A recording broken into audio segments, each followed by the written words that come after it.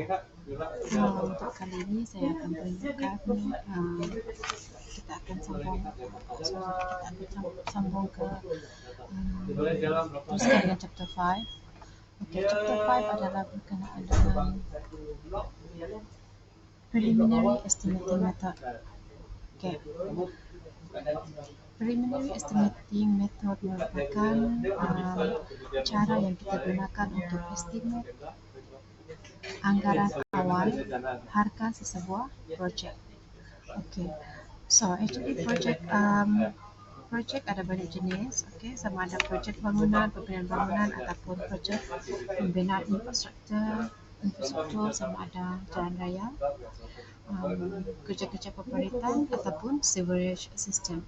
Okay, so untuk kursus ni kita akan concentrate kepada pembinaan bangunan sahaja. Okay, so ada beberapa metode yang kita akan gunakan untuk estimate kos bangunan. Okay, so bahagian definition ni ini kamu boleh baca sendiri. Okay, preliminary estimate is a rough estimate made in the early stage of the design work prior to receipt of bids. Okay, so preliminary estimate merupakan anggaran awal yang kita buat sebelum kita kirakan harga akhir projek tersebut. Okay, so tujuan kita kira anggaran awal adalah yang pertama untuk kita anggarkan sama ada untuk kita anggarkan berapakah kos sebenar projek tersebut. Okay, so supaya kita ada gambaran awal. Okay, berapakah kos keseluruhan projek tersebut. Yang kedua adalah tujuannya supaya klien dia tahu ataupun dia bersedia berapakah kewangan ataupun bajet yang dia perlu sediakan untuk melaksanakan projek tersebut. Yang kedua adalah estimate method bertujuan untuk menjadi panduan kepada pemilik projek sama ada bajet yang dia ada mencukupi untuk melaksanakan projek tersebut ataupun tidak. Okey, so jika sekiranya estimate ataupun anggaran awal yang telah dibuat tadi adalah lebih tinggi daripada bajet yang ada pada klien. So apa yang dia perlu buat adalah mungkin dia kena alter pada bahagian design. Bila kita alter bahagian design, so mungkin ada beberapa hal yang perlu dikurangkan kos. Sebagai contoh, mungkin dari segi material, mungkin sebelum ini digunakan material yang agak mahal. So untuk mengurangkan harga, kita akan kurangkan spek material tersebut kepada yang lebih murah. Okey, yang kedua, apabila anggaran kita tadi lebih mahal daripada bajet, okey, so mungkin beberapa perkara kita perlu nilai, especially dari segi bangunan. Katalah sebelum ini bangunan tersebut kita design dalam 5 tingkat. So untuk supaya bajet kita tercapai, so mungkin kita perlu kurangkan kepada 4 tingkat ataupun 3 tingkat. Okay, sehingga dia memenuhi bajet kita lah. Dan yang ketiga adalah kalau projek tersebut ataupun anggaran projek tersebut terlalu mahal, kita mungkin terpaksa postpone ataupun cancel. Okey, apa akan berlaku jika sekiranya anggaran kita tadi, the preliminary estimating method, kalau anggaran kita tadi dia rendah daripada bajet. So maksudnya kita mempunyai kewangan yang cukup untuk melaksanakan projek. So ada dua perkara yang kita boleh buat. Yang pertama, kita accept the estimate, ataupun yang kedua, kita modify design ataupun specification supaya kita boleh increase lagi value bangunan tersebut. Okay. So untuk preliminary estimating method, ada 3 cara yang kita akan gunakan untuk kira kuantiti ataupun harga bangunan. Okay. Yang pertama, kita menggunakan unit valuation method, yang kedua cubic content method, dan yang ketiga adalah floor area method. Okay, so kesemua jenis cara pengiraan ini bergantung dengan jenis bangunan ataupun fungsi bangunan. Okey, so kita lihat yang pertama. Okey, untuk unit unit of measurement yang digunakan adalah cost per unit. Contohnya cost per student, cost per classroom, cost per bed, cost per chair. Okey, untuk cubic pula, yang ini kita akan kira volume. So, unit of measurement adalah cost per cubic meter. Untuk floor area pula, unit of measurement adalah cost per square meter. Okay, actually the selection of estimation depends on the QS.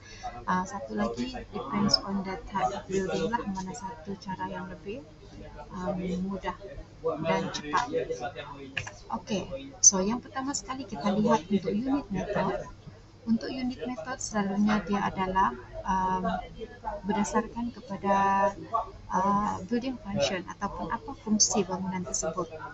Okey, sebagai contoh, jika sekiranya kita bina sekolah, okey, berapakah bilangan pelajar yang boleh menggunakan bangunan sekolah tersebut? Katakanlah sekolah tersebut dibina untuk 100 orang pelajar, so kita akan letak harga based on 100 orang pelajar. So kita lihat contoh lah supaya lebih senang faham.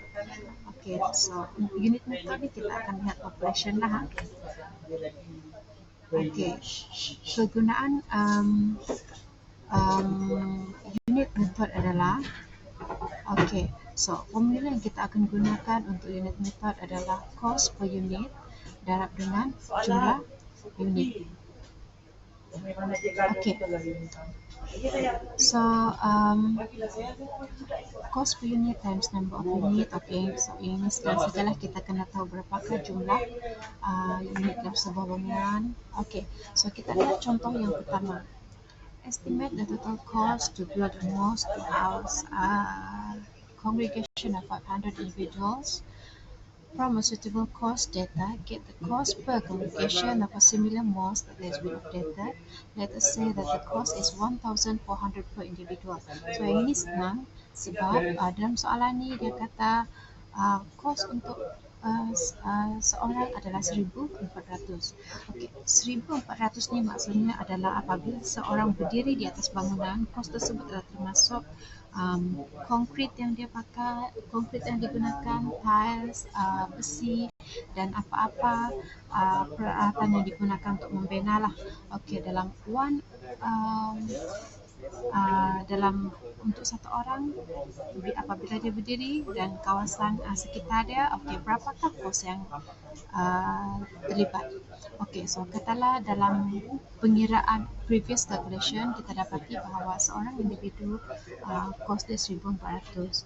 So oleh kerana bangunan ini ada boleh memuatkan sehingga 500 orang, so 500 darab dengan kos untuk seorang iaitu 1,400.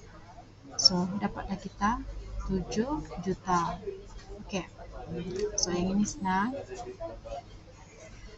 Okay, next example 2. Okay, price of existing building is 100,000. Okay, 100,000, and number of students that can accommodate the building is 100 student.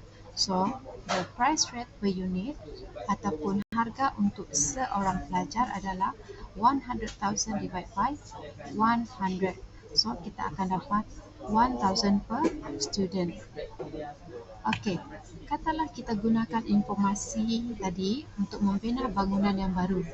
Okay, the previous building only can accommodate 100 students.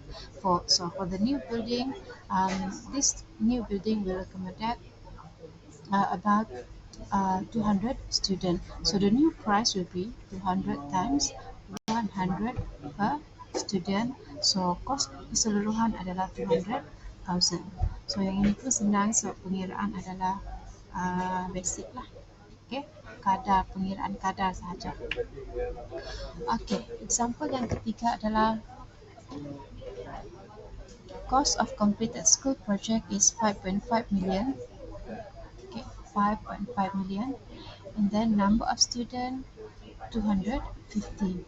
So kita akan kira berapakah rate untuk seorang pelajar. So untuk kira rate pelajar adalah 5.5 juta bahagi dengan 250. So, yang ini kamu boleh cuba kira. 5.5 juta bahagi dengan 250. So, boleh try kira. Bahagi 250. So, harga ataupun rate untuk seorang pelajar adalah 22,000 per student. So, jawapan di sini adalah 22,000. Okey, anda boleh kira sendiri. Dan seterusnya, the price for new school project that will accommodate 400 student. So, katakanlah kita nak bina sekolah yang baru yang boleh memuatkan sehingga 400 pelajar. So, kos sekolah yang baru adalah, jawapan di sini tadi iaitu 22,000 darab dengan 400. So, kita akan dapat 8.8 million. Okey, bahagani kita akan dapat 8.8 million, 8.8 juta. Okey. So, kita lihat contoh yang seterusnya.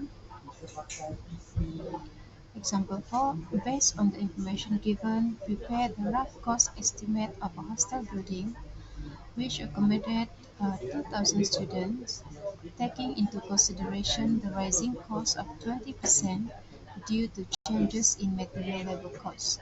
Okey, so soalan ni dia akan tanya kita berapakah harga untuk sebuah bangunan asrama yang baru yang boleh memuatkan 2,000 pelajar, dan kita perlu ambil kira ada kenaikan kos sebanyak 20% pada harga material dan juga labor cost. Okey, so tips yang diberi di sini adalah untuk previous construction ada hostel A dan hostel B. So hostel A 2.5 juta dan jumlah student yang boleh memenuhi hostel A adalah 1,500.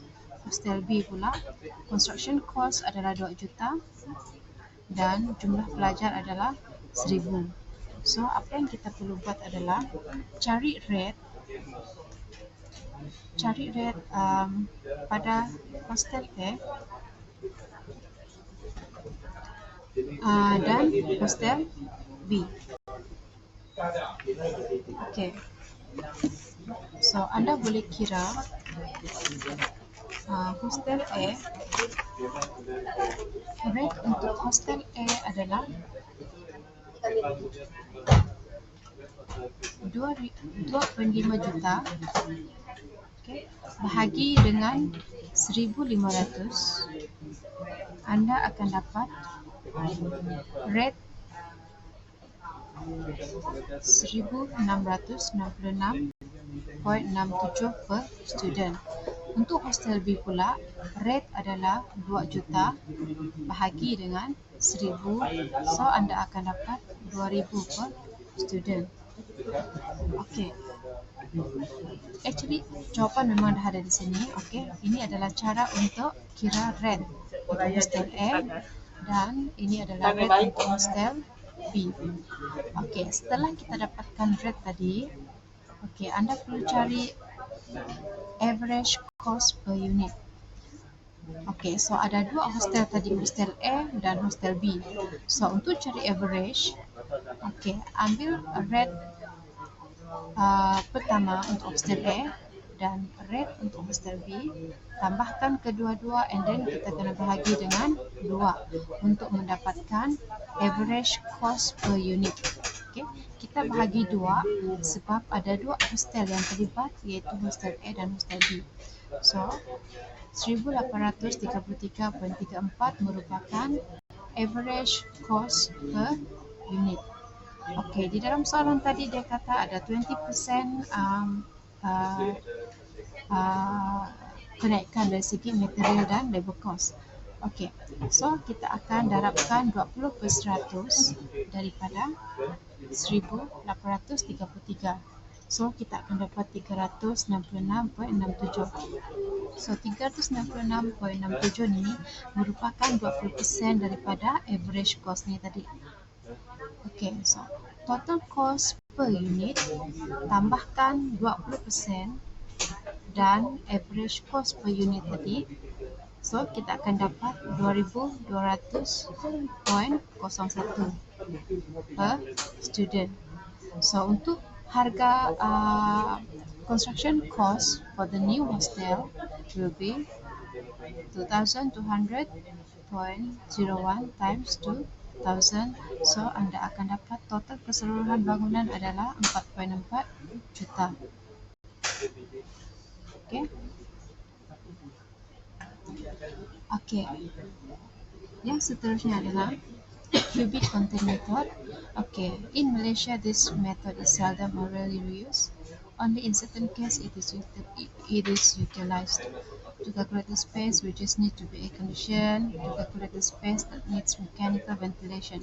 So, cubic content method selalunya digunakan untuk pengiraan berapa ruang yang diperlukan untuk disejukkan lah. Okay. Agak famous untuk untuk bidang mekanikal lah. Okay. Tetapi untuk pengiraan kos pun masih boleh diguna pakai juga, tetapi agak jarang untuk kita pakai. Okay. Satu cara yang famous digunakan di Malaysia adalah floor area method, yang mana kita akan kira area. Tapi untuk part area saya akan masukkan untuk second part of lecture lah. Okay, so kegunaan cubic content method adalah untuk kita measure berapakah volume di dalam sesebuah bangunan. Daripada volume bangunan tersebut, kita akan estimate berapakah harga bangunan. So, formula untuk cubic content method adalah length times width and height. Okay, so yang mengambil peranan di sini yang kamu kena lihat betul-betul adalah pada bahagian height. Okay, height untuk setiap bangunan tidak sama, so kamu kena tengok apa desain bangunan tersebut. Okay. Kategori bangunan yang biasa adalah ada dua jenis bumbung. Yang pertama pitch roof dan yang kedua adalah flat roof. Okay, apa itu pitch roof, apa itu flat roof? Okay, kita akan lihat. Okay, ini adalah pitch roof. Okay, yang mana dia ada bucu bahagian atas. Untuk flat roof pula, bentuk seperti ini, dia rata. Okey, pengiraan bangunan untuk kedua-dua jenis dia tidak sama. Okey, terutama sekali pengiraan ketinggian. Okey, kita lihat untuk pitch roof. Pengiraan ketinggian pitch roof adalah from the top surface of the foundation to the half apex height of roof. So maksudnya ketinggian bangunan kita kena tambahkan dengan setengah daripada ketinggian roof. Okey, nanti saya akan tunjukkan di dalam pengiraan. Okey, yang kedua yang kamu perlu consider untuk flat roof adalah kamu kena lihat sama ada kamu kena lihat berapakah ketinggian parapet wall. Okey. Standard ketinggian parapet wall adalah 0.6 meter ataupun 600 mm. Okey, jika sekiranya dalam soalan, yang ini kamu kena ingat betul-betul, jika sekiranya dalam soalan dia katakan parapet wall adalah kurang daripada 600, contohnya 300 ataupun 400, nilai parapet wall yang kamu kena ambil adalah 0.6. Jangan ambil 0.3 ataupun 0.4. Kamu kena ambil nilai minimum sebanyak 0.6 ataupun 600 mm. Okey, jika sekiranya ketinggian parapet wall dalam soalan adalah lebih tinggi daripada 600. Okey, contohnya 700, 800, 900. So, kamu tak perlu ambil 0.6 tetapi ambil nilai yang lebih tinggi daripada 0.6. Kalau dalam soalan dia nyatakan parapet wall adalah 700. So, kamu kena ambil 700 ataupun 0.7. Kalau ketinggian 0.8 ataupun 800, kamu kena ambil ketinggian tersebutlah. Okey. Kamu kena ambil mana-mana ketinggian parapet wall yang lebih sama atau lebih kurang sama atau lebih tinggi daripada 0.6 meter. Okey. So ini yang dimaksudkan ketinggian tadi. Ketinggian yang kita perlu consider adalah daripada atas foundation di sini sampailah ke bahagian bumbung. Okay. Kalau parapet wall hanya sampai sini sajalah termasuk parapet. Okay. Okay. So kita lihat contoh untuk cubic content method. Okay. Contoh yang pertama, estimate the total cost to build a two-story bungalow if the construction cost per cubic meter of a similar construction is 550 per cubic meter. Estimate the construction cost based on pitch roof and flat roof. Okay. So dalam soalan ni dia nak kita kirakan berapakah harga bangunan bungalow 2 tingkat dan rate yang diberi adalah 550 per kubik meter. Maksudnya setiap 1 kubik meter kos bangunan adalah 550. So ada 2 jenis bangunan yang kita perlu kira. Yang pertama pitch roof dan yang kedua adalah flat roof. Okey, yang ini adalah pitch roof, yang ini adalah flat roof. Okey, dan ini pula adalah plan atas. Okey, lebar adalah 10 dan panjang adalah 20 meter. Okey, ketinggian pula 1 meter merupakan ketinggian daripada atas foundation sampailah ke bahagian floor ataupun bahagian lantai. Okey, daripada lantai ke first floor 3.5 meter. From first floor to roof floor 3.5 meter, and then the height of apex, ketinggian roof ni adalah 1.5 meter. Okey, so yang pertama kita kira untuk bahagian pitch roof. Okey, pitch roof yang ini Okey, ini adalah pitch roof. Okey, kita akan kira building volume. Okey, semua tahu volume, pengiraan volume adalah panjang darab lebar darab dengan tinggi. Okey, untuk panjang dan lebar, yang ini kita tahu kan daripada plan view ni, kita tahu panjang dia adalah 20 meter dan lebar adalah 10 meter. Okey, so 20 darab dengan 10, kemudian kita darabkan dengan ini yang kamu kena lihat betul-betul. Okey, 1 ni tadi, ni 1 meter adalah ketinggian daripada atas foundation sampai ke ground floor. Okey, kemudian yang ini 2 darab dengan 3.5 meter disebabkan for each floor ketinggian dia adalah 3.5. So since dia adalah 2 tingkat, so 2 darab dengan 3.5 iaitu inilah 3.5 dan 3.5.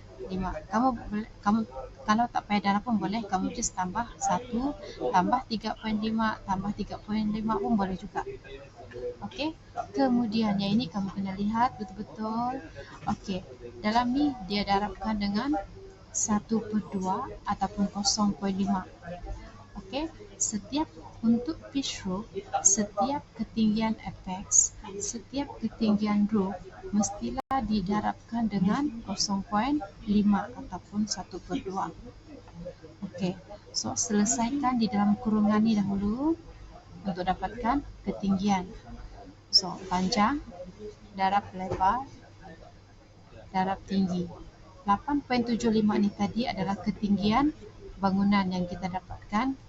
8.75 ni dari sini atas foundation sampailah roof.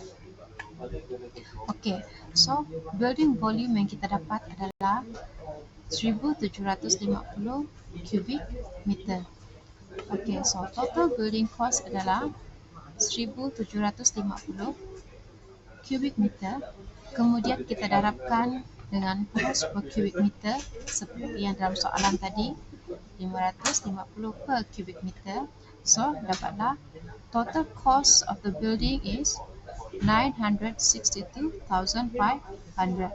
So ini untuk pitch roof.